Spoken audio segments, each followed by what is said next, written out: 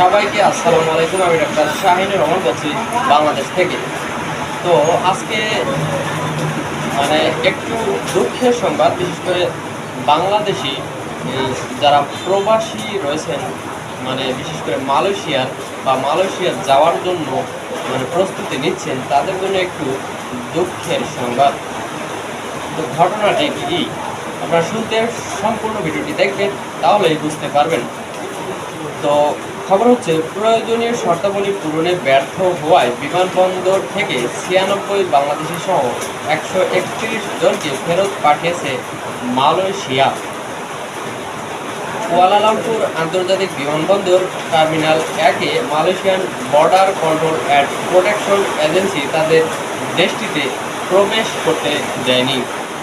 গতকাল সোমবার 14 July border control এক বিবৃতিতে জানিয়েছে, সন্দেহজনক আবাসনের বুকিং ইমিগ্রেশন কর্তৃপক্ষের কাছে রিপোর্ট করতে ব্যর্থ হওয়া এবং মালয়েশিয়ার থাকার জন্য পর্যাপ্ত তহবিল না থাকা সহ বিভিন্ন কারণে তাদের প্রবেশে বাধা দেওয়া হয়। কিছু পর্যটক 1 মাস থাকার দাবি করলেও তাদের কাছে মাত্র 500 রিঙ্গিত ছিল, যা তাদের উদ্দেশ্য সম্পর্কে সন্দেহ তৈরি করে।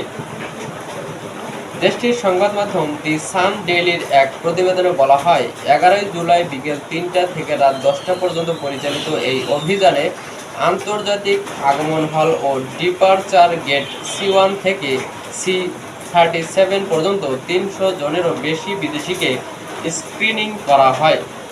যাদের প্রবেশে বাধা দেওয়া হয়েছে তাদের মধ্যে 96 জন বাংলাদেশি পুরুষ এবং 30 জন পাকিস্তানি পুরুষ এবং 5 জন ইন্দোনেশিয়ান নাগরিক ছিলেন। তো সীমান্ত সুরক্ষা ও সার্বভৌমত্ব তাদের অগ্রাধিকার। জাল নথি ব্যবহার করে বা সন্দেহজনক উদ্দেশ্য মালয়েশিয়ায় প্রবেশের প্রচেষ্টার বিরুদ্ধে কঠোর ব্যবস্থা নেওয়া হবে বলেও সতর্ক করেছে বিমানবন্দর কর্তৃপক্ষ। এছাড়াও বিদেশিদের মালয়েশিয়ায় প্রবেশের আগে তাদের ভ্রমণ নথি, আবাসনের পরিকল্পনা এবং আর্থিক সংস্থানগুলো আসল এবং পর্যাপ্ত কিনা তা নিশ্চিত করতে হয়। তো এই হচ্ছে যে মালয়েশিয়ার যে প্রবাসী ফেরতের যে সর্বশেষ খবর এটি কিন্তু। তো ভালো থাকুন সবাই, সুস্থ থাকুন এবং চ্যানেলটিতে নতুন হলে অবশ্যই চ্যানেলটি ইউটিউব থেকে দেখলে সাবস্ক্রাইব করবেন এবং ফেসবুক থেকে দেখলে অবশ্যই ফলো করে যাবেন।